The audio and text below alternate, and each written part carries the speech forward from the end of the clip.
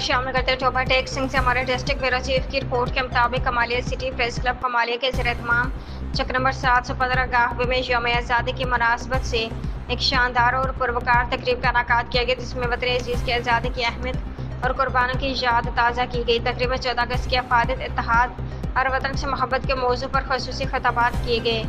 सदर city press club Kamalia Malik Mansoor Hussain Faridi वज़ीर ने अपने खिताब में कहा कि आज़ादी की ये नेमत है, बेशुमार कुर्बानों का नतीजा और इसकी हिफाजत हर पाकिस्तानी का फ़र्ज़ है। उन्होंने कहा कि 14 अगस्त ना सिर्फ आज़ादी की याद दिलाता है, बल्कि ये अपनी तारीख़ के सुनहरी अब्वाब भी याद दिलाता है, जिनमें पाकिस्तान की भारत पर अजीम शान फतूहात भी शामिल है, जो हमारी बहादुरी, कुर्बानी और इत्तेहाद की मिसाल है। तकरीब में मलिक दिलशाद हादी, मोहम्मद अली काठिया, खालिद सुल्तानी, नदीम अब्बास, मियां मुरीद हुसैन, शेख सलमान अली, अली शाहिद, इमरान वसी, डॉक्टर मोहम्मद सलीम शाह, मोहम्मद गुलजार रहमानी, अहमद वलीद फरीदी, रईस अहमद फरीदी, पाकिस्तान समेत दीगर अराकीन ने भरपूर शिरकत की।